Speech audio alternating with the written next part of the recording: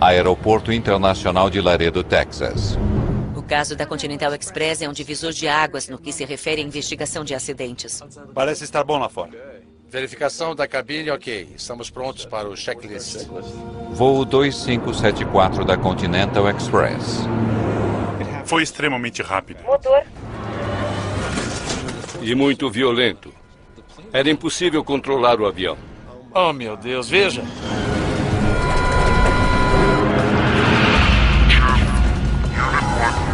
Eu fiquei muito assustado quando vi os destroços pela primeira vez. Corpos foram encontrados. Disse a eles que achei que fosse uma bomba. Uma bomba. Acabou. Os destroços revelarão uma história arrepiante. Se eles tivessem seguido rigorosamente os procedimentos, este acidente não teria acontecido. Boas intenções deram terrivelmente errado.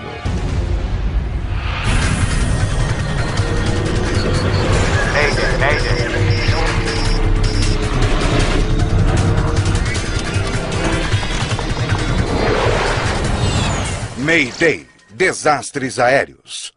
Esta é uma história real baseada em relatórios oficiais e relatos de testemunhas. Alguns nomes foram alterados. Jetlink 2574. Eles vão trazer todos em 26 ou 27. Tudo bem.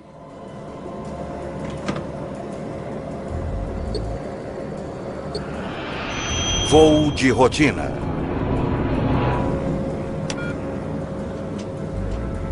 Piloto automático desligado. 11 de setembro de 1991, sul do Texas. O voo 2574 da Continental Express e seus 11 passageiros se aproximam do final de seu voo de 1 hora de Laredo para Houston, no Texas. É o segundo voo do dia para essa tripulação. Eles já voaram de Houston para Laredo e agora estão voltando. A 4.500 metros abaixo é uma manhã quente de fim de verão nas fazendas e ranchos de gado do sul do Texas. À direita. Os pilotos preparam o Embraer 120 Brasília para outro pouso de rotina. O comandante Brad Patridge tem apenas 29 anos de idade. O copiloto Clint Hodovich, de 43 anos, está agora bem perto de se tornar um comandante. E eles estão a 110 quilômetros de Houston, onde moram os dois pilotos. Descendo como um ônibus espacial.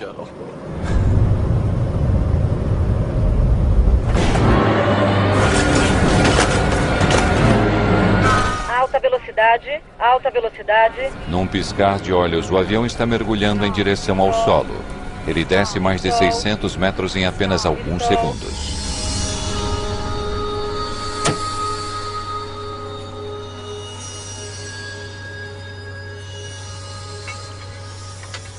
Lá embaixo, Carrie LaBey e seu irmão Clifton estão trabalhando em sua fazenda. Meu irmão e eu ouvimos uma explosão. Olhamos para o alto e dissemos, meu Deus, veja aquilo. Oh my God, look. Seen the plane. E vimos o avião despencando. O avião estava rodopiando. O voo 2574 mergulha rumo ao solo a mais de 500 km por hora. Piloto automático. Piloto automático.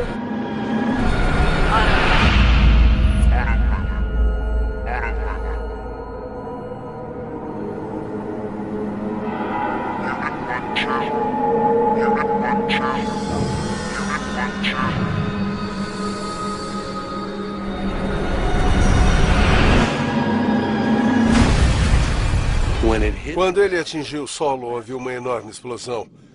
E meu irmão disse, vamos. E eu disse, cara, eu realmente acho que não.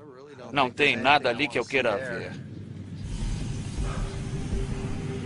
Quando liguei para a emergência, eles me pediram a localização e eu disse, tudo que vocês têm que fazer é seguir a fumaça. O que vemos no solo é algo irreconhecível. Não há nada que pareça ter feito parte de um avião. Os bombeiros encontram os destroços fumegantes da aeronave em meio ao campo de uma fazenda próxima a Eagle Lake, no Texas, apenas 110 quilômetros a oeste de Houston.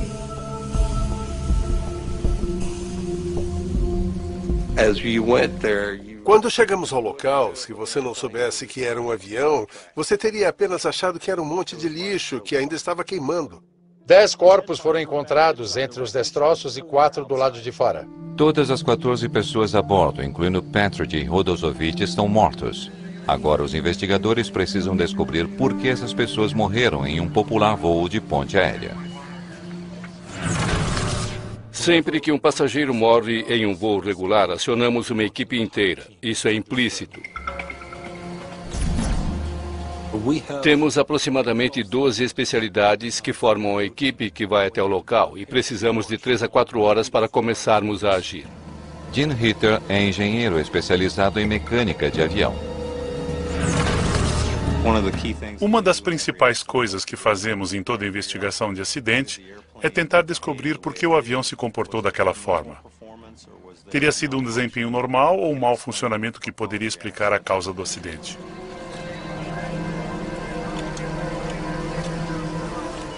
Eu fiquei assustado quando vi os destroços pela primeira vez. O avião estava destruído e não havia muito por onde começar. Deepak Joshi é especialista na estrutura de aeronaves. Eu fui direto para os destroços principais, onde encontrei a maior parte do avião. Minha primeira tarefa era localizar as 4 extremidades da aeronave.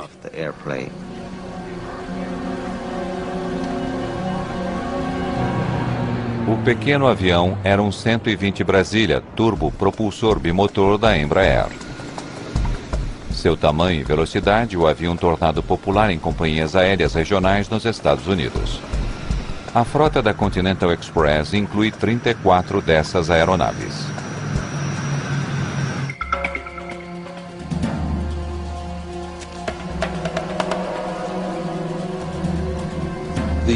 No primeiro dia, ao chegarmos lá, eu liderava o grupo e entrevistamos 6 testemunhas.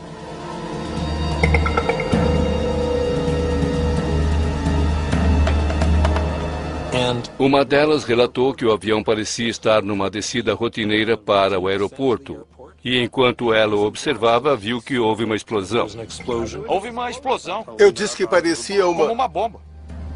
E ele girava enquanto caía. E quando atingiu o solo, houve uma segunda explosão. E acabou.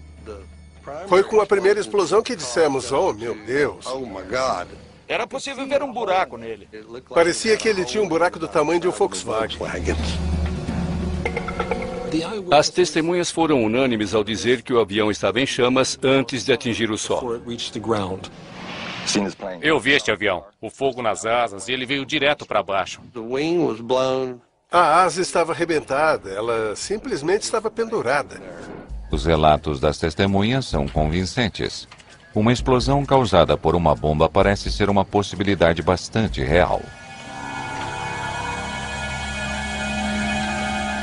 Agentes do Departamento Federal de Investigação logo chegam ao local, à procura de evidências de algo armado. O FAA disse acreditar que tenha sido uma explosão. Ele saiu da tela muito rapidamente. O FBI havia recebido um relatório dizendo que alguém havia colocado uma bomba na aeronave.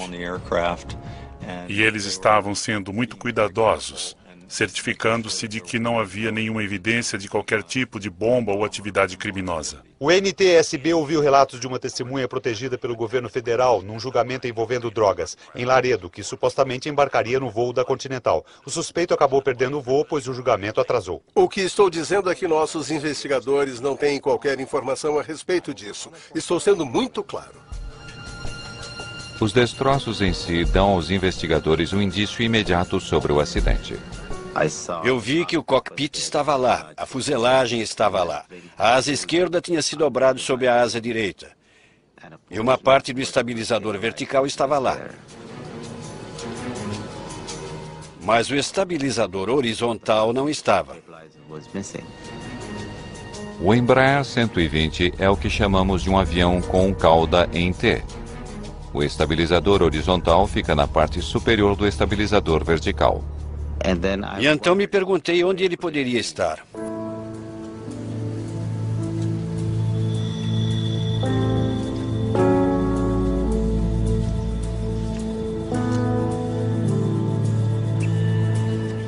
A 200 metros dali, bem distante dos destroços principais, Josh encontra a parte da cauda que faltava.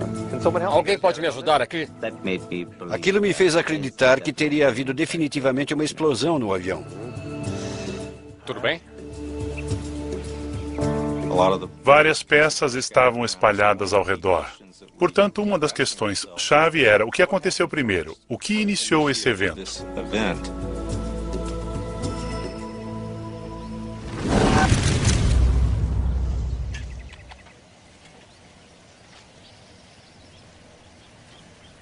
Eu acho que aquela cauda se soltou a cerca de 2.700 metros.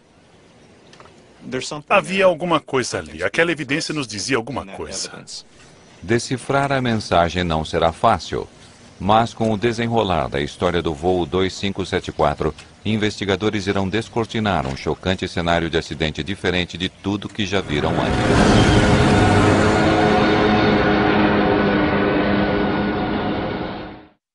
As 14 pessoas a bordo morreram, entre elas o piloto, o comandante Brad Patridge, de Kingwood. Os investigadores do NTSB recuperam as caixas pretas na fuselagem traseira do voo 2574 da Continental Express. Os gravadores são fundamentais em nosso trabalho. É realmente o que nos dá uma janela para o que aconteceu. Se não tivéssemos o gravador de dados do voo ou não tivéssemos o gravador de vozes da cabine, não teríamos muitas informações a partir das quais iniciar a investigação. As caixas pretas serão levadas para Washington para serem analisadas. Em seguida, o foco dos investigadores se volta para a cauda cortada. Falta uma peça no quebra-cabeça e ela não está entre os destroços principais. Então é para lá que somos levados a focar. A partir de sua posição a 200 metros do restante dos destroços, os investigadores conseguem dizer que esta foi uma das primeiras partes a se soltar do avião. Eles se perguntam se corrosão ou fadiga do metal pode ter enfraquecido a cauda a ponto de levá-la a uma falha. Quando um pedaço de metal se curva para um lado, com o decorrer do tempo ele acaba por se soltar. Chamada de fadiga, tal falha é identificada por uma quebra, um corte irregular. Começamos a verificar as superfícies da fratura do estabilizador vertical. Mas as bordas da seção da cauda não estão lisas, e sim irregulares. Neste acidente em particular, não vimos uma cor marrom ou ferrugem. Não há corrosão, nenhuma fadiga. As superfícies da fratura indicam claramente que a cauda foi arrancada subitamente. Em Washington, técnicos do NTSB abrem as caixas pretas. O gravador de voz da cabine é nossa prova mais importante. Ele registra tudo o que foi dito, todos os sons na cabine do piloto durante a última meia hora antes do impacto. Você pode ouvir sons na cabine que podem ser muito úteis. Você pode ouvir o que os motores estão fazendo, pode ouvir muitas coisas, e fazemos uma análise com base nisso. Mas nenhum gravador de voz vem com garantia. Trata-se de uma complexa peça eletrônica ligada a vários microfones. Depois de atingir o solo a mais de 500 km por hora, existe a possibilidade de que a gravação esteja danificada ou tenha se perdido. No Texas, a unidade de campo do FBI termina seus testes com restos do avião em busca de qualquer resíduo de explosivos. Acho que foi uma bomba. Os resultados são conclusivos. Não havia bomba a bordo do voo 2574. Ficou óbvio que algo estrutural provocara o acidente. E não realmente uma bomba ou algum tipo de evento criminoso.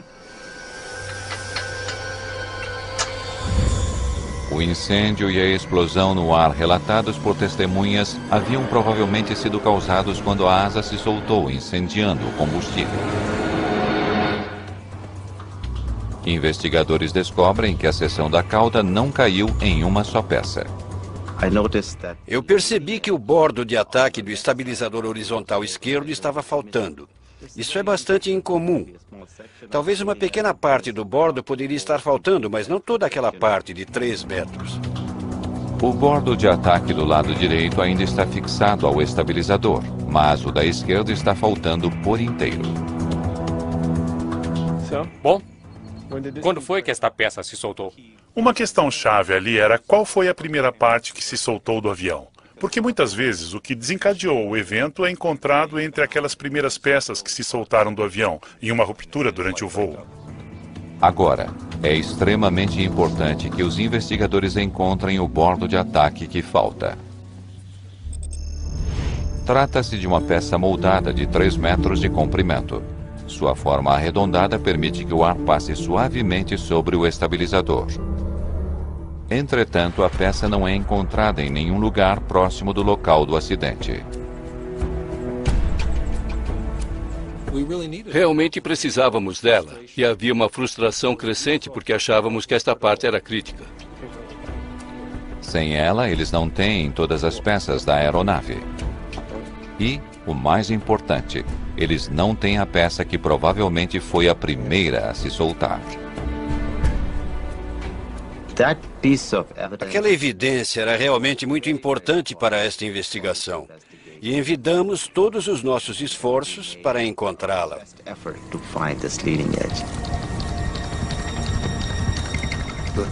O FAA nos pediu que os ajudássemos na busca. Andamos então pela nossa propriedade. Eu conhecia cada pedacinho daquela propriedade. Enquanto os pesquisadores rastreiam a área, Gene Hitter recebe uma cópia do gravador de dados do voo, vinda do laboratório em Washington. A boa notícia é que a gravação está intacta. Os momentos finais dos pilotos foram registrados com clareza. Rádio verificado. Hitter quer saber se eles conversaram sobre uma crise em andamento, ou talvez tenham sido forçados a fazer uma manobra brusca para evitar um obstáculo que se aproximava. Aviões voando a 1.800, 2.500 metros podem ter algum problema com aves. Mas o turbopropulsor bimotor estava voando muito mais alto do que isso, bem acima de qualquer ameaça de uma colisão com um pássaro. Rádio verificado. Ouço você em alto e bom som. Você também. Mas a gravação traz principalmente o som dos controladores dando aos pilotos instruções de rotina. Jetlink 2574, qual a sua direção? 050. Jetlink 2574, entendido. Direção 030. E conversa normal entre os pilotos. Eu tenho alguns dias de folga pela frente. Vou para o litoral relaxar um pouco, jogar um pouco de golfe. Não há qualquer indicação de problemas neste voo, até que o copiloto leva o avião para uma descida rápida em direção a Houston. Descendo como um ônibus espacial.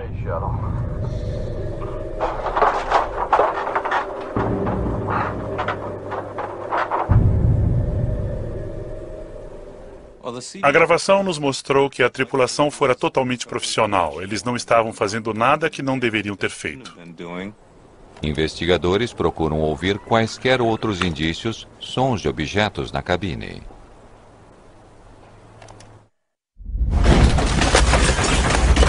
De repente, um barulho dos motores.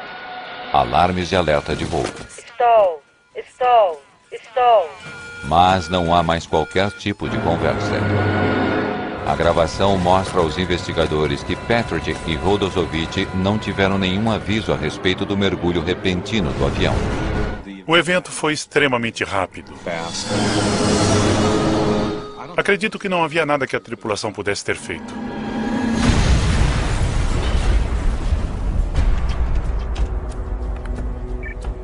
Uma análise do gravador de dados do voo chega à mesma conclusão. Não vimos nada de anormal sobre o voo até o momento em que o avião mergulhou rumo ao solo. Até o momento em que o avião mergulhou praticamente em velocidade máxima e se desintegrou, não havia nada de anormal sobre o voo. A causa do acidente ainda é um mistério. Encontrar a parte da cauda que está desaparecida é agora mais importante do que nunca.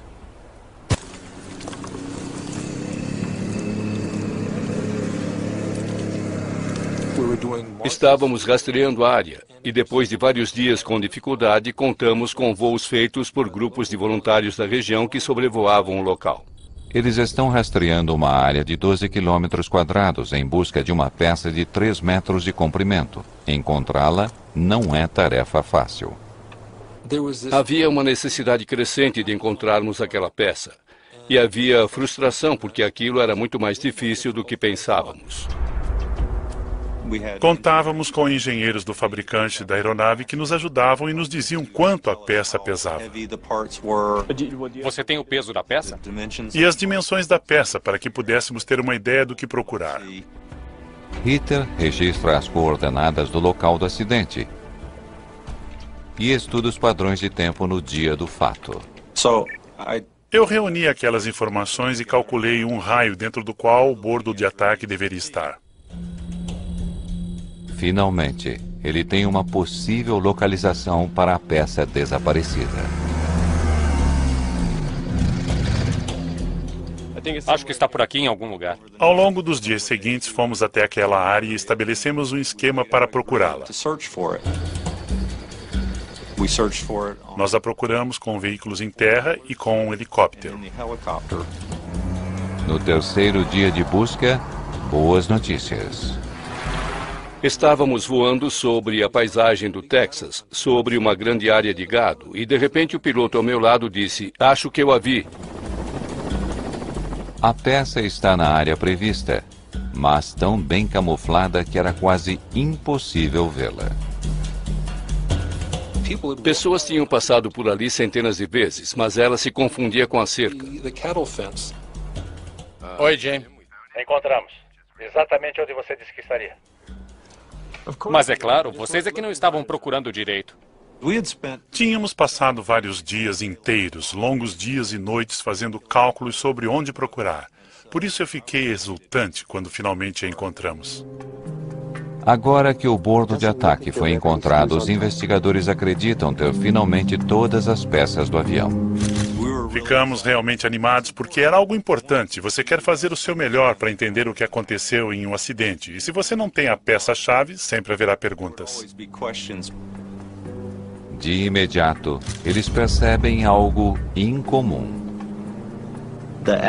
As evidências indicavam que os orifícios na superfície superior do bordo de ataque estavam absolutamente limpos. Nenhum alongamento, nenhum dano.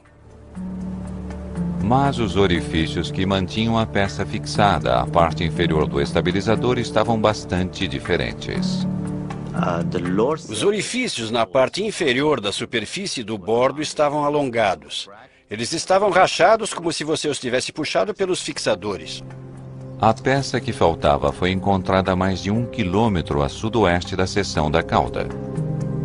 Não há dúvida de que ela foi a primeira peça a se soltar do avião.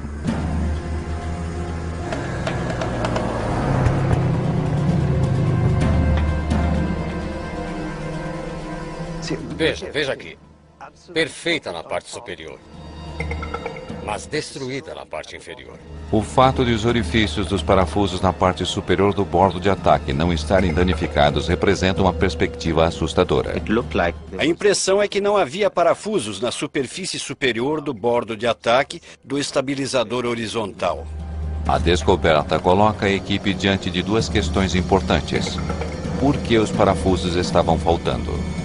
A perda deles poderia ter levado ao acidente? O bordo de ataque melhora a aerodinâmica do avião, mas não é uma parte móvel que controla a direção. É difícil compreender como o fato de perdê-lo faria o avião despencar do céu. Naquela época eu estava um tanto surpreso com o fato de que a perda do bordo de ataque pudesse realmente levar a tamanho acidente.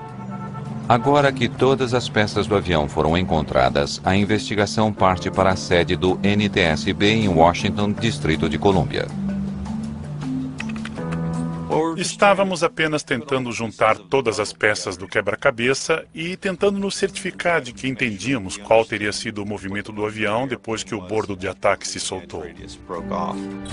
O estabilizador horizontal é como uma asa de cabeça para baixo.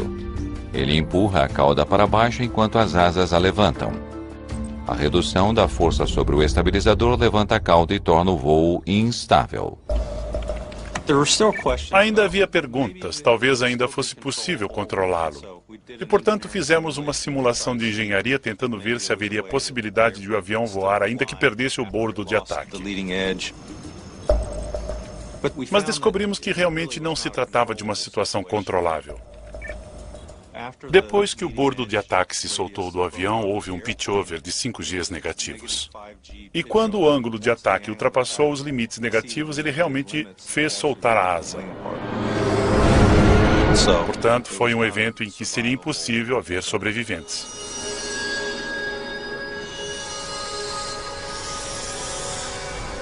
As simulações são conclusivas. A perda de apenas um bordo de ataque do estabilizador horizontal levará o avião a um mergulho catastrófico. Precisamente o que testemunhas dizem ter acontecido ao voo 2574. Se há um componente da asa que você não quer perder, este componente é o bordo de ataque. A equipe agora sabe o que desencadeou o acidente, a perda do bordo de ataque do estabilizador. Mas o que eles ainda não sabem é por que essa peça não parece ter sido devidamente fixada. Ao examinar os registros de manutenção da aeronave, Brenner descobre algo perturbador. Uma equipe de manutenção trabalhou no estabilizador horizontal na noite anterior ao acidente. As evidências nos diziam que precisávamos verificar a fundo os procedimentos de manutenção feitos na noite anterior. A Continental Express é uma das operadoras mais populares nos Estados Unidos. A vida de milhares de passageiros depende da manutenção adequada de toda a sua frota de aeronaves. Os investigadores precisam descobrir urgentemente o que houve de errado nas horas que antecederam o acidente. O investigador do NTSB, Malcolm Brenner, viaja até o aeroporto intercontinental de Houston para conversar com a equipe de manutenção que trabalhou no avião na noite anterior ao acidente. De um modo geral, queríamos visitar as instalações para saber como eram e, mais especificamente, verificar o que tinha sido feito na noite anterior ao acidente. Muitas vezes o trabalho é feito nesses turnos durante a noite e o avião precisa ser entregue no dia seguinte para que volte a voar. Terry von Taden leciona segurança na aviação. Ela usa o voo 2574 como um estudo de caso.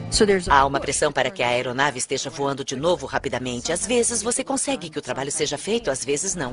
Em preparação para o inverno, a Continental Express estava inspecionando e reparando chamados disputes em sua frota de aviões Embraer 120.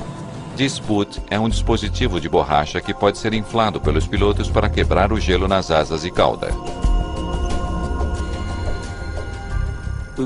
Queríamos entrevistar todos os mecânicos, supervisores e inspetores que haviam participado daquela atividade. Brenner está particularmente interessado em 3 funcionários. O supervisor de turno Adam Dillon, 26 anos. Troy Anderson, inspetor encarregado de verificar o trabalho dos mecânicos, 25 anos. E o supervisor do turno da noite, que começou o trabalho, John Lepage, 29 anos. Obrigado por seu tempo. Então, qual era a programação para a noite? Tínhamos cerca de 10 horas para trocar os 2 boots. A troca dos boots envolve a remoção do bordo de ataque, a retirada do antigo boot e a colocação de um novo. Toda a peça é parafusada novamente no estabilizador horizontal. É um trabalho grande para se fazer em uma única noite. Isso tinha sido programado para ser feito na troca de turno. De alguma forma, o turno da noite tinha algum tempo extra e decidiu que eles poderiam ajudar a liberar esse avião. E então iniciaram o trabalho. Pegue o que você precisa, eu vou pegar os boots. Quem está verificando o trabalho sendo feito pelos mecânicos é o inspetor Troy Anderson. Eu tinha um tempo para dar uma mão. Fomos até o estabilizador e iniciamos o trabalho.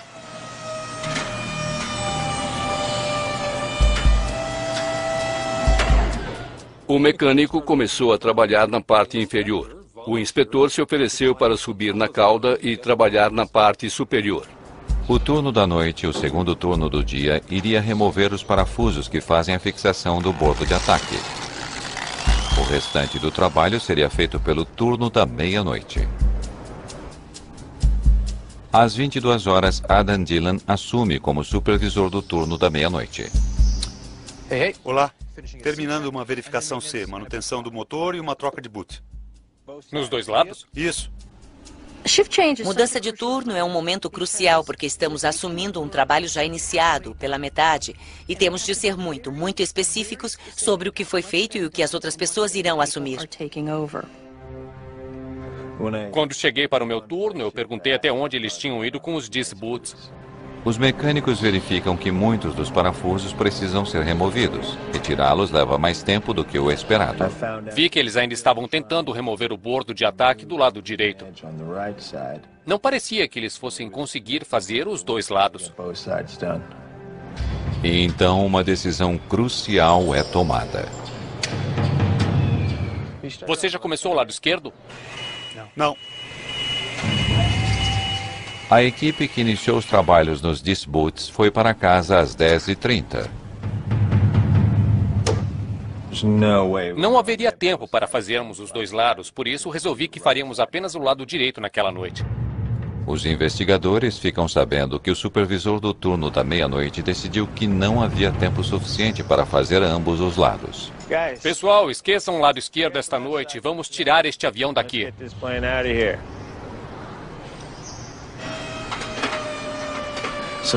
Os rapazes passaram a maior parte do turno substituindo o bolt do lado direito. Algumas horas mais tarde, os mecânicos terminaram de substituir o disc boot e reinstalaram o bordo de ataque do lado direito. Então seus mecânicos não fizeram trabalho algum no lado esquerdo? Não mexemos ali. Depois de ter tido apenas o disc boot do lado direito trocado, o avião 701 sai para o primeiro voo do dia.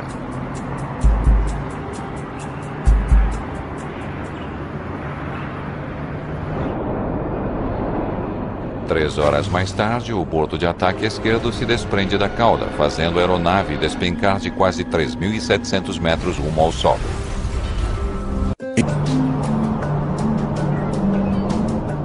Em Washington, investigadores do NTSB tentam compilar as informações que reuniram até agora. E Lepage? Os mecânicos individualmente, os supervisores, em geral achei que havia uma boa cooperação. Mas eles descrevem o que estavam fazendo? Acredito que eles estavam tentando ajudar. Temos 10 horas. Não vamos conseguir fazer os dois lados. Eu tinha um tempo... O segundo turno. Os investigadores estão praticamente certos de que os parafusos foram removidos da parte superior da borda esquerda e não foram substituídos. Mas os funcionários da manutenção insistem que eles trabalharam somente no lado direito. Os investigadores estão intrigados. Então o segundo turno começou o trabalho. E esses caras começaram no lado direito. O inspetor os ajudou. A mudança de turno é sempre perigosa, e é por isso que existem procedimentos rigorosos a esse respeito, e eles os estavam ignorando. O inspetor decidiu colocar o avião para funcionar. Aquilo tudo era perturbador. Ele chegou a dizer o que fez lá em cima? Ótimo, deixa eu ver isso. Ajudou os mecânicos a remover os disc boots. O que significa isso?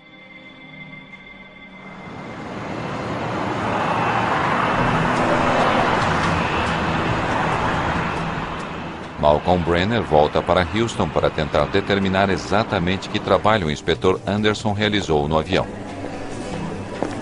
Ajudar os mecânicos a remover o disse-boltes é uma declaração muito simples. Não é específica quanto ao que foi retirado da aeronave e o que foi feito, até onde a manutenção havia chegado no momento da mudança de turno. Ajudou os mecânicos a remover os disse-boltes. O que você fez? Bom, eu não estava tão ocupado, então me ofereci para ajudar. O inspetor subiu e começou a ajudar os mecânicos. Esse não é o trabalho dele. Ele disse que não estava muito ocupado e que eles precisavam de ajuda. Não era a função dele. Não foi uma boa ideia. Wasn't a good idea.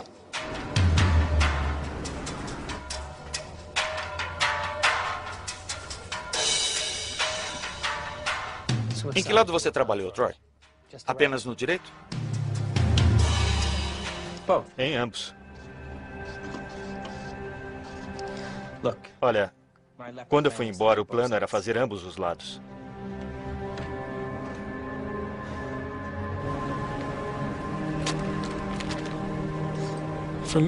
Para mim, o mais perturbador foi o inspetor. Ele subiu lá e foi ele quem tirou os parafusos. Parte da filosofia da manutenção é que você tem um grupo que faz o trabalho. E então você tem um outro grupo, o melhor dos melhores, que então inspeciona o trabalho. E sua função é aprovar ou não o trabalho, é certificar-se de que o trabalho está sendo feito corretamente. Ele tinha um saco com 40 parafusos. Pegou o saco com os parafusos e deixou no elevador para o turno seguinte. Já começou o lado esquerdo? Não. Conversei com o supervisor do segundo turno e decidimos não fazer o lado esquerdo. Então, ele perguntou ao supervisor, vocês fizeram algum trabalho no lado esquerdo? E o supervisor olhou para cima e disse, não que eu saiba. Pessoal, esqueçam o lado esquerdo esta noite e vamos tirar esse avião daqui. Ninguém no turno da meia-noite sabia que Anderson tinha começado a tirar os parafusos do lado esquerdo. Os registros de trabalho não foram feitos e os procedimentos, ainda que existissem e devessem ter funcionado, não foram seguidos. Entregou as fichas aos mecânicos para preencherem com o trabalho feito? Não. Às vezes a papelada demora mais do que o trabalho em si. Em mudança de turno, essa é uma das coisas cruciais a serem feitas. Tem-se um registro que qualquer pessoa pode ler e acompanhar, e isso não foi feito. Nenhum dos mecânicos do turno da noite preencheu as fichas que detalham para o turno seguinte o trabalho que eles fizeram. Preencher a documentação nunca é divertido e quando você tem de descrever o que já fez, as pessoas não querem fazer. Eu já fiz isso, eu não quero ter de escrever que já fiz. Perguntamos ao supervisor por que isso não tinha sido feito e ele disse, bom, é um procedimento simples e às vezes não vale a pena fazer. Se você tirou um monte de parafusos, você não vai preencher a ficha. É mais trabalho do que o trabalho em si. Aquilo foi perturbador. E o inspetor Troy Anderson foi vago sobre o trabalho que ele fez. A descrição dele não detalhava o fato que ele havia retirado os parafusos do lado esquerdo. Ele não via a sua função como a de um mecânico naquela aeronave. Então eu acho que talvez ele não tenha levado tão a sério quanto deveria o fato de ter de preencher as fichas, porque aquele era o trabalho dos mecânicos. Uma falha na manutenção de rotina causou o acidente do voo 2574. Mas há uma pergunta ainda persistente. À direita. O avião voou mais de 800 quilômetros antes que o bordo de ataque se soltasse. É realmente surpreendente que a cauda horizontal tenha permanecido intacta durante aquele primeiro voo. A falha mortal ocorreu próximo do final do segundo voo da tripulação naquele dia. Descendo como um ônibus espacial. Por que aquilo não aconteceu mais cedo?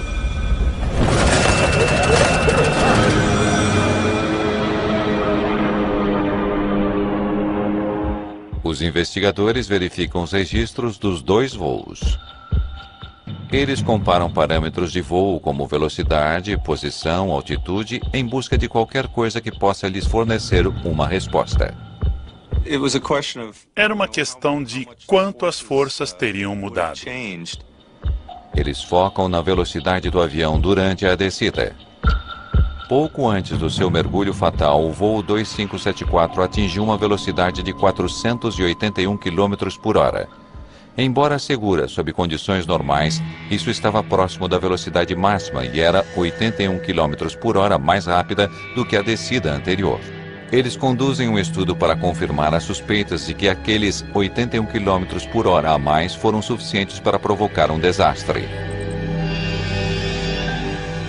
O bordo de ataque permanece no lugar a 400 km por hora, a velocidade máxima do avião durante o primeiro voo. As forças aerodinâmicas praticamente nunca subiram para o nível a que subiram durante o voo do acidente. Mais um aumento de 81 km por hora aumenta drasticamente a quantidade de arrasto no bordo de ataque. Quando o avião chegou próximo de sua velocidade máxima, havia aquela falha esperando para acontecer. O trágico significado das últimas palavras do copiloto Rodozovic agora está claro para os investigadores. Descendo como o ônibus espacial. Sua descida em alta velocidade selou o destino do voo 2574. O avião perdeu o controle ao chegar à maior velocidade desde a manutenção na noite anterior.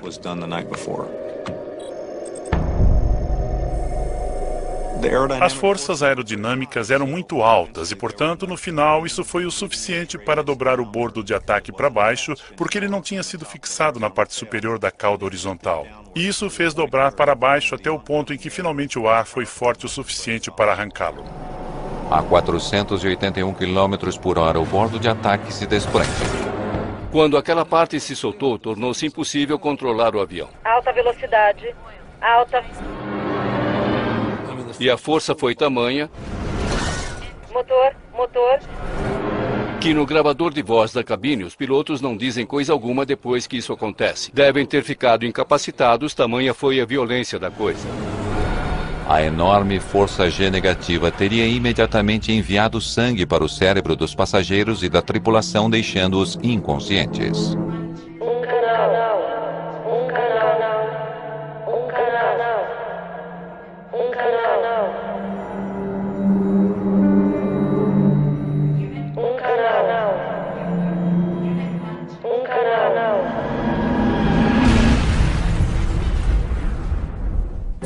O NTSB atribui o acidente à falha de reinserir todos os parafusos que prendem o bordo de ataque à cauda.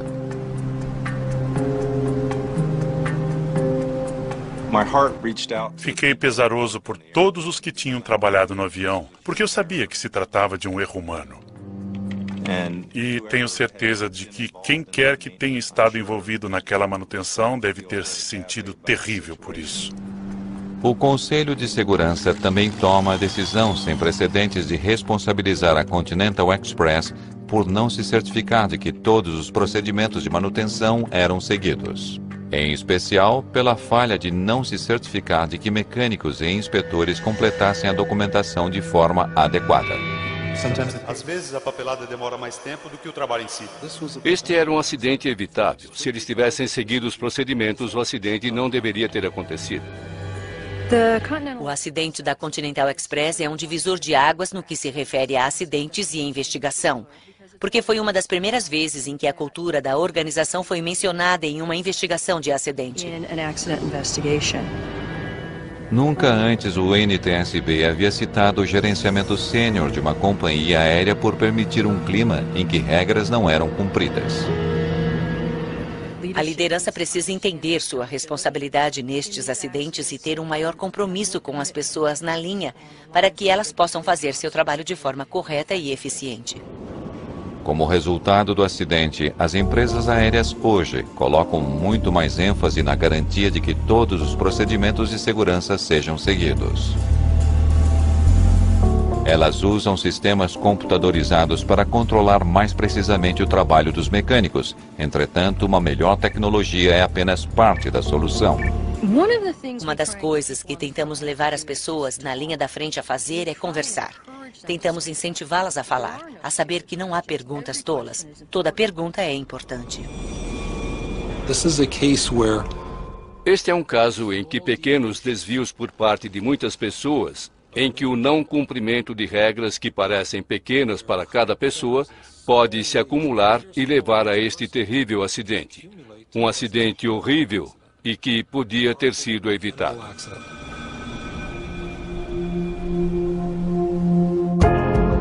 Versão Marshmallow São Paulo.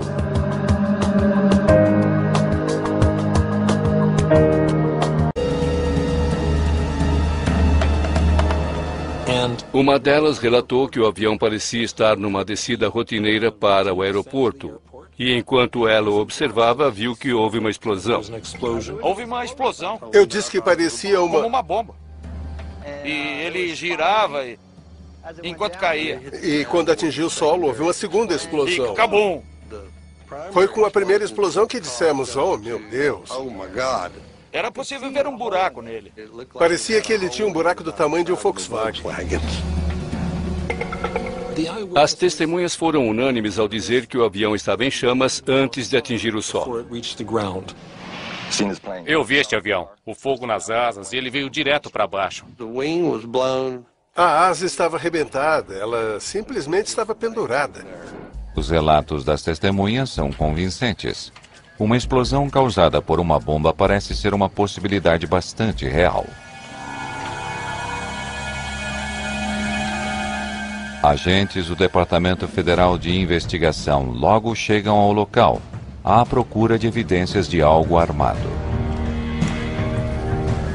O FAA disse acreditar que tenha sido uma explosão. Ele saiu da tela muito rapidamente. O FBI havia recebido um relatório dizendo que alguém havia colocado uma bomba na aeronave. E eles estavam sendo muito cuidadosos, certificando-se de que não havia nenhuma evidência de qualquer tipo de bomba ou atividade criminosa. O NTSB ouviu relatos de uma testemunha protegida pelo governo federal num julgamento envolvendo drogas, em Laredo, que supostamente embarcaria no voo da Continental. O suspeito acabou perdendo o voo, pois o julgamento atrasou. O que estou dizendo é que nossos investigadores não têm qualquer informação a respeito disso. Estou sendo muito claro. Os destroços em si dão aos investigadores um indício imediato sobre o acidente. Eu vi que o cockpit estava lá, a fuselagem estava lá. A asa esquerda tinha se dobrado sobre a asa direita. E uma parte do estabilizador vertical estava lá. Mas o estabilizador horizontal não estava. O Embraer 120 é o que chamamos de um avião com cauda em T. O estabilizador horizontal fica na parte superior do estabilizador vertical. E então me perguntei onde ele poderia estar.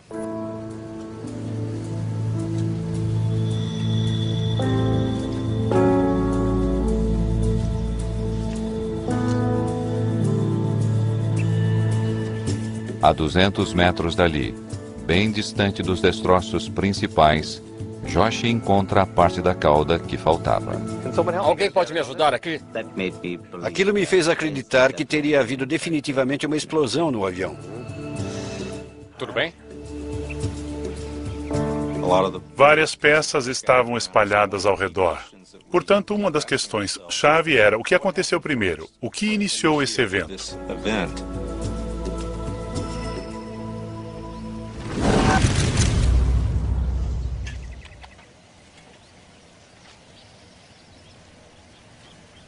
Eu acho que aquela cauda se soltou a cerca de 2.700 metros. Havia alguma coisa ali. Aquela evidência nos dizia alguma coisa. Decifrar a mensagem não será fácil, mas com o desenrolar da história do voo 2574, investigadores irão descortinar um chocante cenário de acidente diferente de tudo que já viram antes.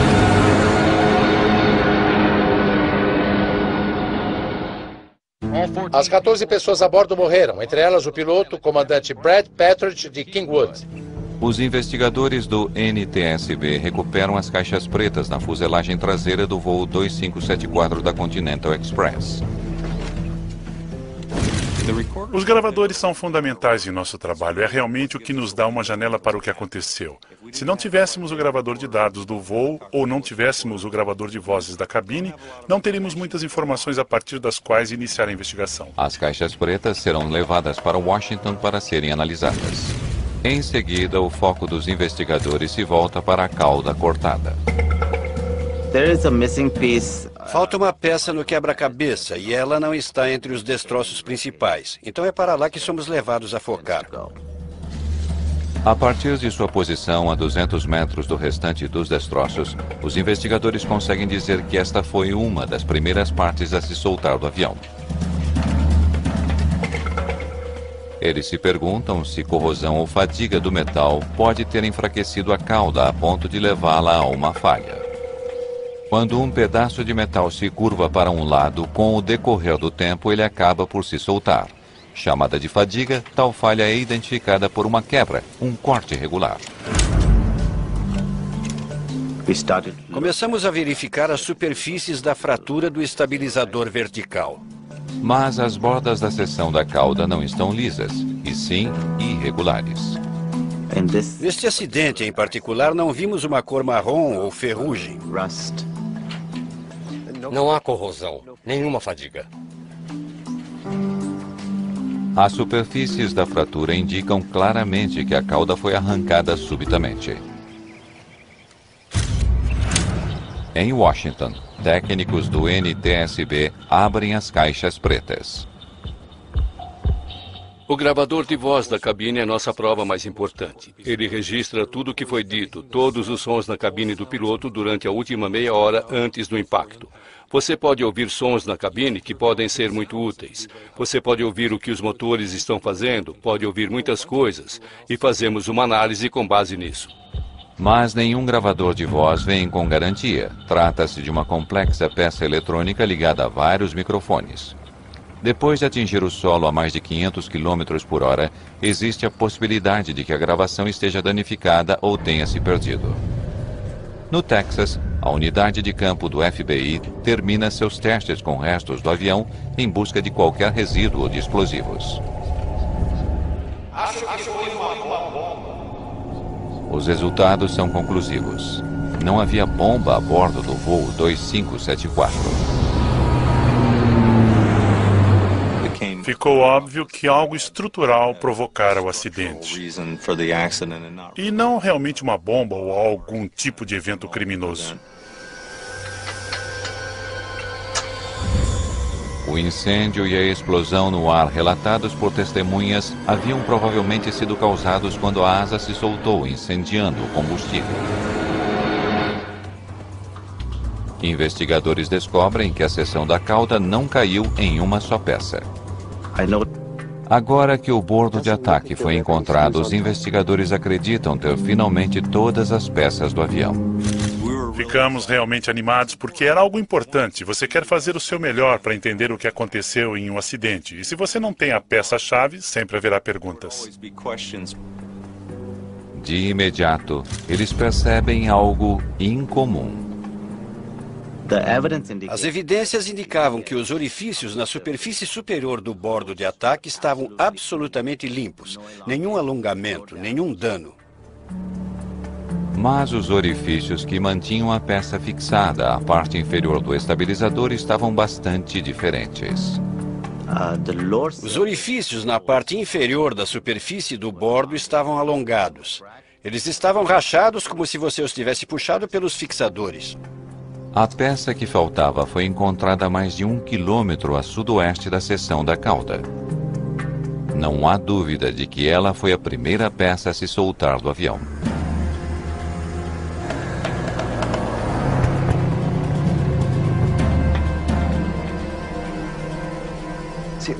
Veja aqui. Perfeita na parte superior, mas destruída na parte inferior.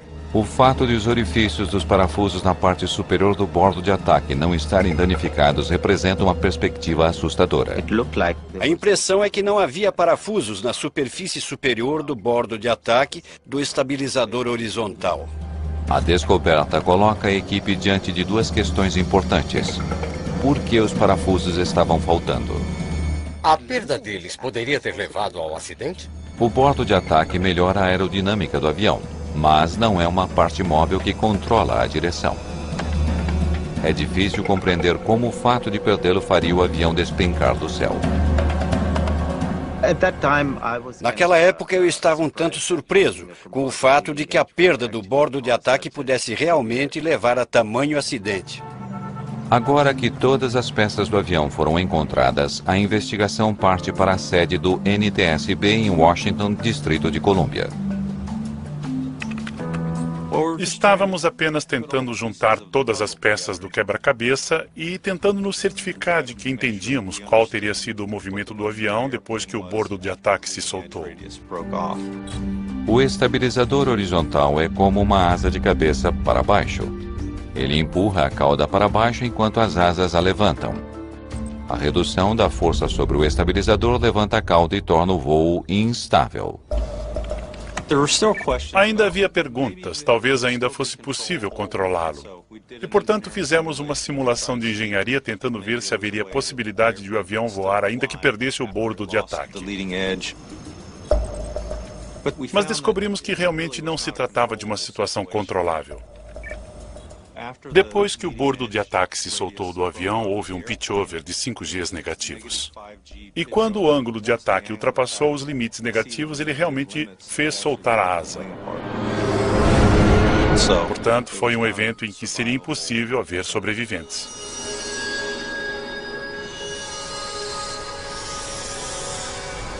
As simulações são conclusivas. A perda de apenas um bordo de ataque do estabilizador horizontal levará o avião a um mergulho catastrófico. Precisamente o que testemunhas dizem ter acontecido ao voo 2574. Se há um componente da asa que você não quer perder, este componente é o bordo de ataque. A equipe agora sabe o que desencadeou o acidente, a perda do bordo de ataque do estabilizador. Mas o que eles ainda não sabem é por que essa peça não parece ter sido devidamente fixada. Ao examinar os registros de manutenção da aeronave, Brenner descobre algo perturbador. Uma equipe de manutenção trabalhou no estabilizador horizontal na noite anterior ao acidente. As evidências nos diziam que precisávamos verificar a fundo os procedimentos de manutenção feitos na noite anterior. A Continental Express é uma das operadoras mais populares nos Estados Unidos. A vida de milhares de passageiros depende da manutenção adequada de toda a sua frota de aeronaves. Os investigadores precisam descobrir urgentemente o que houve de errado nas horas que antecederam o acidente.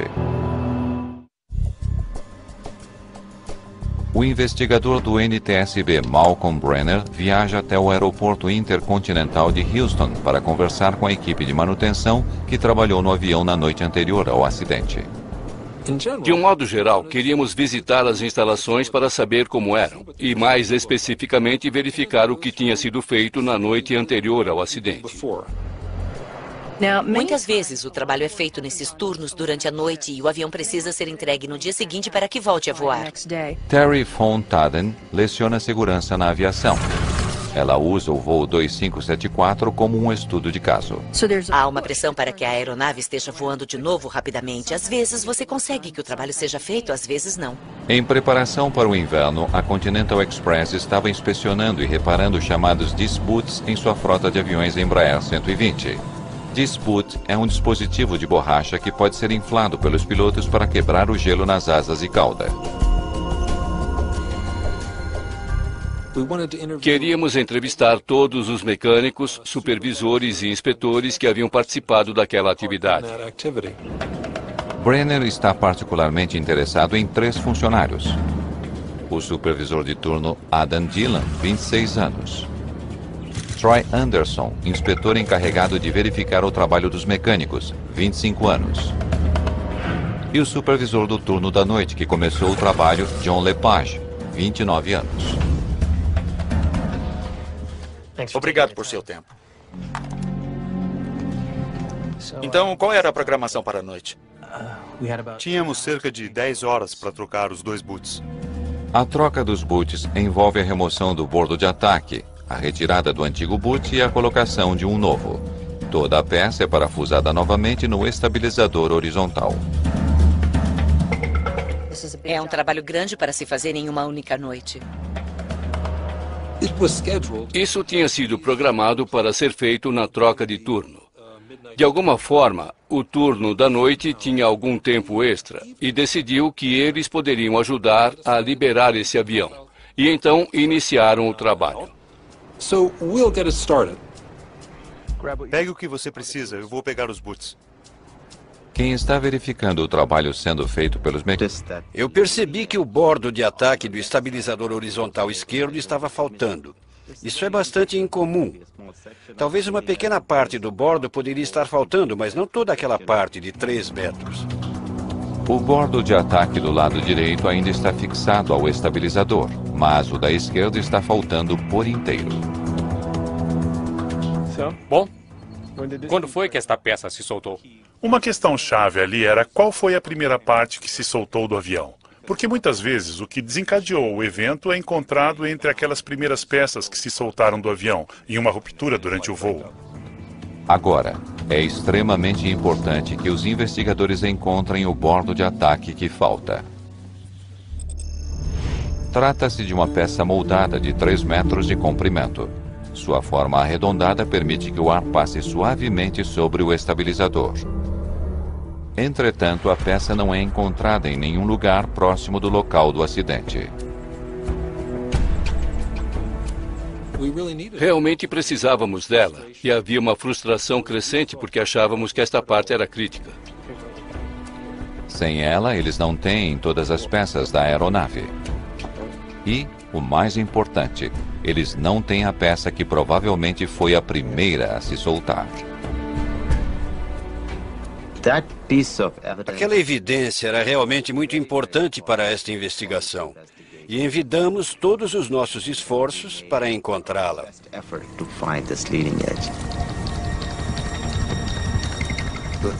O FAA nos pediu que os ajudássemos na busca. Andamos então pela nossa propriedade. Eu conhecia cada pedacinho daquela propriedade. Enquanto os pesquisadores rastreiam a área, Gene Hitter recebe uma cópia do gravador de dados do voo, vinda do laboratório em Washington. A boa notícia é que a gravação está intacta. Os momentos finais dos pilotos foram registrados com clareza. Rádio verificado. Hitter quer saber se eles conversaram sobre uma crise em andamento, ou talvez tenham sido forçados a fazer uma manobra brusca para evitar um obstáculo que se aproximava.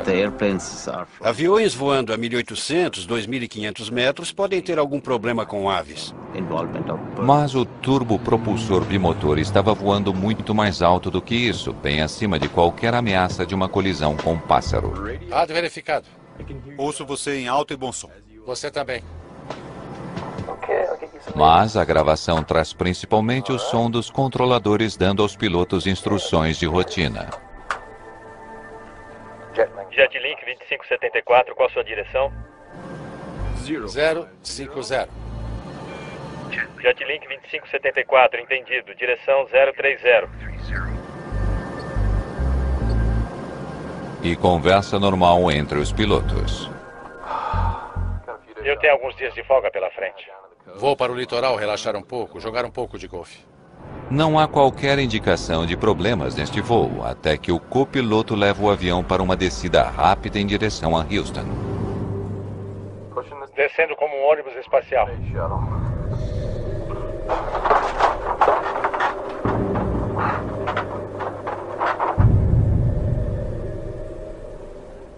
A gravação nos mostrou que a tripulação fora totalmente profissional. Eles não estavam fazendo nada que não deveriam ter feito. Investigadores procuram ouvir quaisquer outros indícios, sons de objetos na cabine.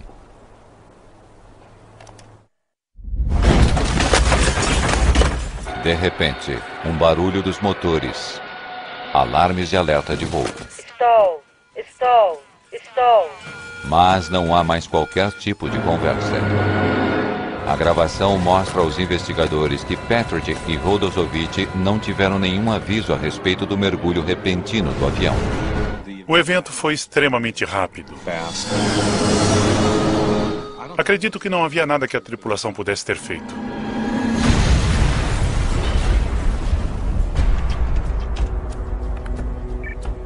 Uma análise do gravador de dados do voo chega à mesma conclusão. Não vimos nada de anormal sobre o voo até o momento em que o avião mergulhou rumo ao solo. Até o momento em que o avião mergulhou praticamente em velocidade máxima e se desintegrou, não havia nada de anormal sobre o voo. A causa do acidente ainda é um mistério. Encontrar a parte da cauda que está desaparecida é agora mais importante do que nunca.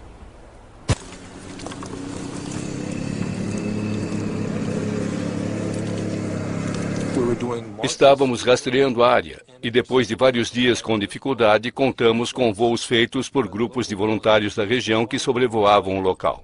Eles estão rastreando uma área de 12 quilômetros quadrados em busca de uma peça de 3 metros de comprimento. Encontrá-la não é tarefa fácil. Havia uma necessidade crescente de encontrarmos aquela peça. E havia frustração porque aquilo era muito mais difícil do que pensávamos. Contávamos com engenheiros do fabricante da aeronave que nos ajudavam e nos diziam quanto a peça pesava. Você tem o peso da peça? E as dimensões da peça para que pudéssemos ter uma ideia do que procurar. Ritter registra as coordenadas do local do acidente e estuda os padrões de tempo no dia do fato. Eu reuni aquelas informações e calculei um raio dentro do qual o bordo de ataque deveria estar. Finalmente, ele tem uma possível localização para a peça desaparecida. Acho que está por aqui em algum lugar. Ao longo dos dias seguintes, fomos até aquela área e estabelecemos um esquema para procurá-la. Nós a procuramos com veículos em terra e com um helicóptero. No terceiro dia de busca, boas notícias. Estávamos voando sobre a paisagem do Texas, sobre uma grande área de gado, e de repente o piloto ao meu lado disse: "Acho que eu a vi." A peça está na área prevista, mas tão bem camuflada que era quase impossível vê-la. Pessoas tinham passado por ali centenas de vezes, mas ela se confundia com a cerca. Oi, Jim. Encontramos. Exatamente onde você disse que estaria. Mas é claro, vocês é que não estavam procurando direito. Tínhamos passado vários dias inteiros, longos dias e noites, fazendo cálculos sobre onde procurar. Por isso eu fiquei exultante quando finalmente a encontramos. Mecânicos é o inspetor Troy Anderson. Eu tinha um tempo para dar uma mão. Fomos até o estabilizador e iniciamos o trabalho.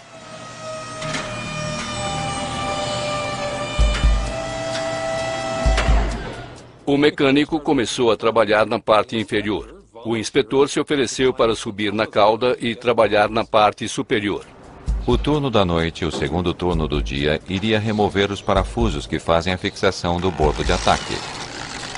O restante do trabalho seria feito pelo turno da meia-noite.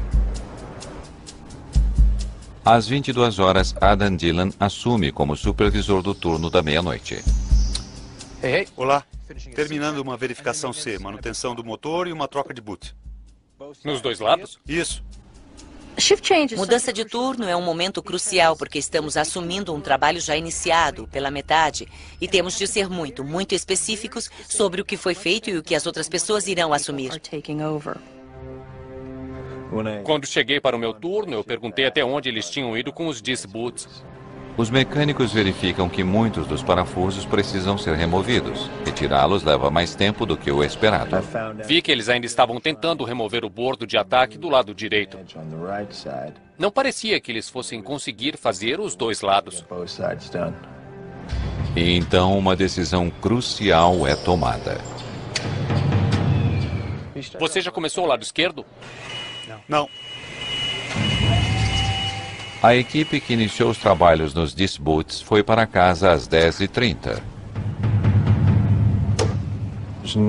Não haveria tempo para fazermos os dois lados, por isso resolvi que faríamos apenas o lado direito naquela noite. Os investigadores ficam sabendo que o supervisor do turno da meia-noite decidiu que não havia tempo suficiente para fazer ambos os lados. Pessoal, esqueçam o lado esquerdo esta noite. Vamos tirar este avião daqui.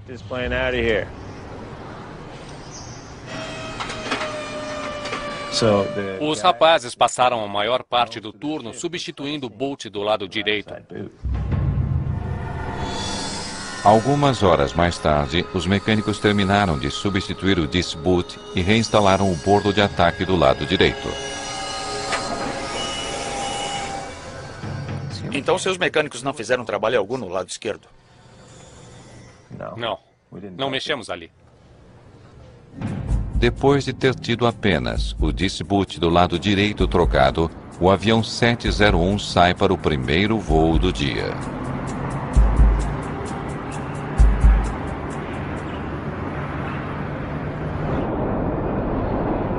Três horas mais tarde, o bordo de ataque esquerdo se desprende da cauda, fazendo a aeronave despencar de quase 3.700 metros rumo ao solo.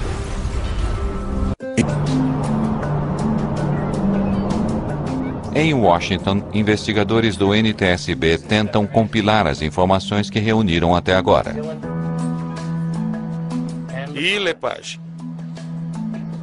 Os mecânicos individualmente, os supervisores, em geral achei que havia uma boa cooperação. Mas eles descrevem o que estavam fazendo? Acredito que eles estavam tentando ajudar. Temos 10 horas. Não vamos conseguir fazer os dois lados. Eu tinha um tempo... O segundo turno. Os investigadores estão praticamente certos de que os parafusos foram removidos da parte superior da borda esquerda e não foram substituídos. Mas os funcionários da manutenção insistem que eles trabalharam somente no lado direito. Os investigadores estão intrigados. Então o segundo turno começou o trabalho. E esses caras começaram no lado direito. O inspetor os ajudou. A mudança de turno é sempre perigosa, e é por isso que existem procedimentos rigorosos a esse respeito. E eles os estavam ignorando. O inspetor decidiu colocar o avião para funcionar. Aquilo tudo era perturbador. Ele chegou a dizer o que fez lá em cima? Ótimo, deixa eu ver isso. Ajudou os mecânicos a remover os Disc-Boots. O que significa isso?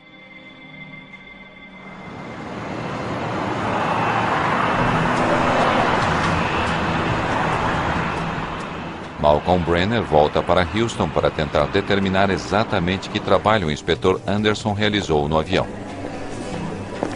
Ajudar os mecânicos a remover o Disc-Bolts é uma declaração muito simples. Não é específica quanto ao que foi retirado da aeronave e o que foi feito até onde a manutenção havia chegado no momento da mudança de turno. Ajudou os mecânicos a remover os Disc-Boots. O que você fez? Bom, eu não estava tão ocupado, então me ofereci para ajudar. O inspetor subiu e começou a ajudar os mecânicos. Esse não é o trabalho dele. Ele disse que não estava muito ocupado e que eles precisavam de ajuda. Não era função dele. Não foi uma boa ideia. Wasn't a good idea.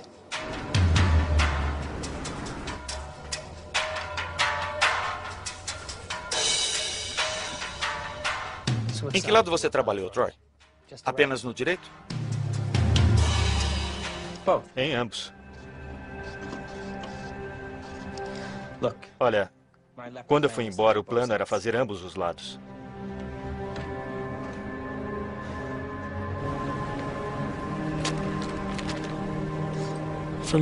Para mim, o mais perturbador foi o inspetor.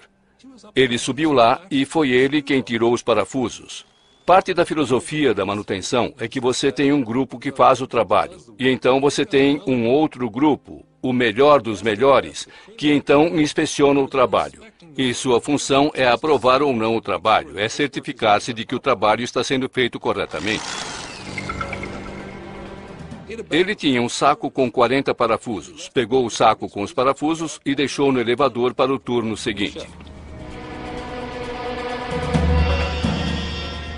Já começou o lado esquerdo? Não. Conversei com o supervisor do segundo turno e decidimos não fazer o lado esquerdo. Então, ele perguntou ao supervisor, vocês fizeram algum trabalho no lado esquerdo? E o supervisor olhou para cima e disse, não que eu saiba. Pessoal, esqueçam o lado esquerdo esta noite e vamos tirar esse avião daqui. Ninguém no turno da meia-noite sabia que Anderson tinha começado a tirar os parafusos do lado esquerdo. Os registros de trabalho não foram feitos e os procedimentos, ainda que existissem e devessem ter funcionado, não foram seguidos. Entregou as fichas aos mecânicos para preencherem com o trabalho feito? Não.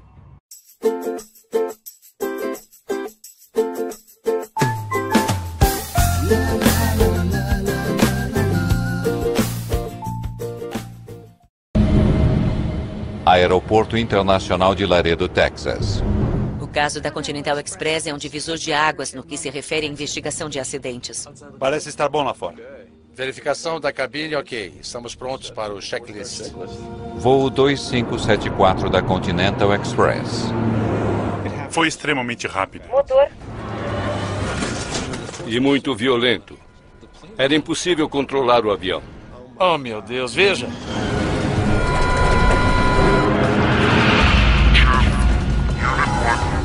Eu fiquei muito assustado quando vi os destroços pela primeira vez. Corpos foram encontrados. Disse a eles que achei que fosse uma bomba. Uma bomba? Acabou. Os destroços revelarão uma história arrepiante. Se eles tivessem seguido rigorosamente os procedimentos, este acidente não teria acontecido. Boas intenções deram terrivelmente errado.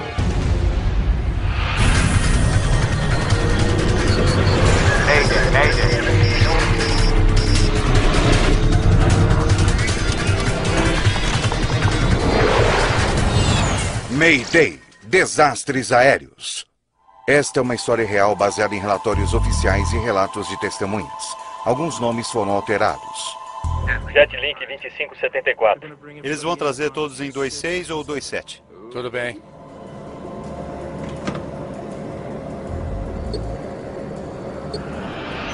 Voo de rotina.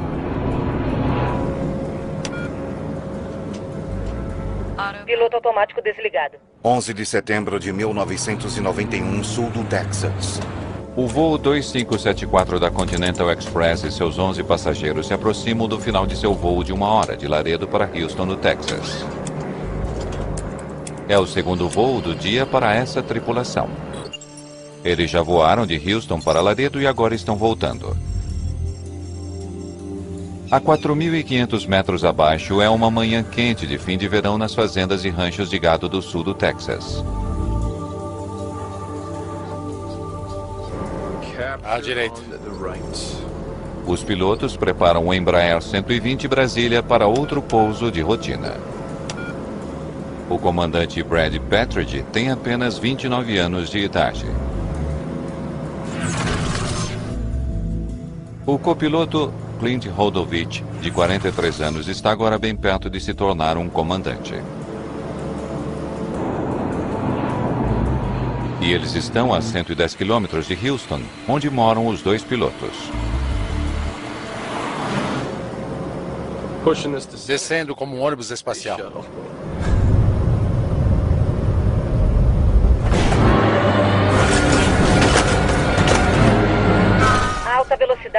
Alta velocidade. Num piscar de olhos, o avião está mergulhando em direção ao solo. Ele desce mais de 600 metros em apenas alguns segundos.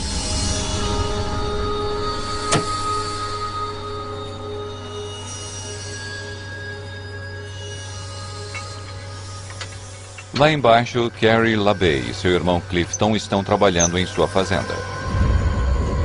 Meu irmão e eu ouvimos uma explosão. Olhamos para o alto e dissemos, meu Deus, veja aquilo. Oh my God, look. Seen a plane. E vimos o avião despencando. O avião estava rodopiando. O voo 2574 mergulha rumo ao solo a mais de 500 km por hora. Piloto automático. Piloto automático.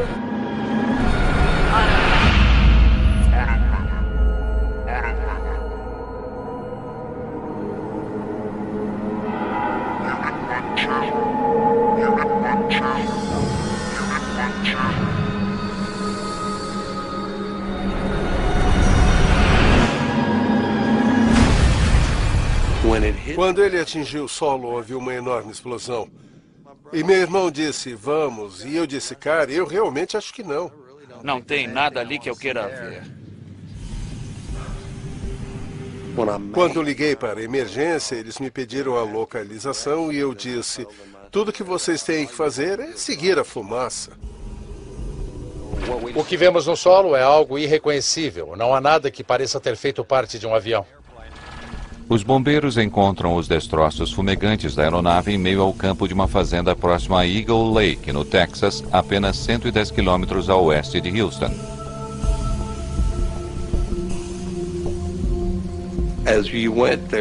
Quando chegamos ao local, se você não soubesse que era um avião, você teria apenas achado que era um monte de lixo que ainda estava queimando. 10 corpos foram encontrados entre os destroços e 4 do lado de fora. Todas as 14 pessoas a bordo, incluindo Patridge e Rodosovich, estão mortos. Agora os investigadores precisam descobrir por que essas pessoas morreram em um popular voo de ponte aérea.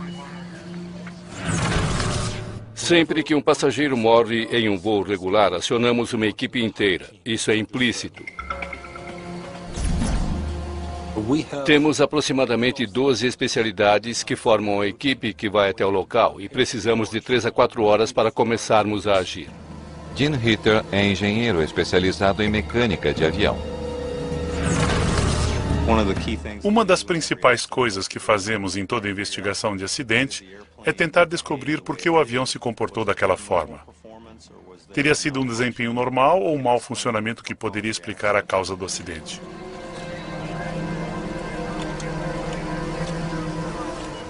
Eu fiquei assustado quando vi os destroços pela primeira vez.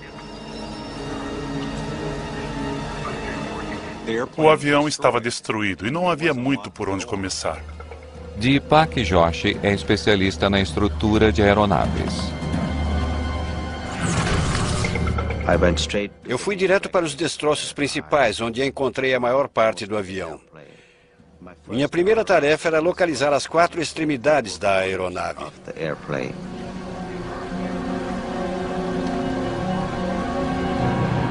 O pequeno avião era um 120 Brasília turbo propulsor bimotor da Embraer.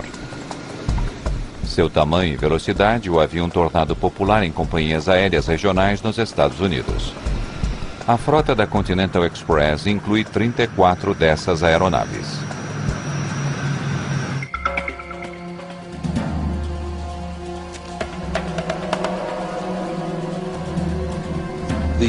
No primeiro dia, ao chegarmos lá, eu liderava o grupo e entrevistamos 6 testemunhas.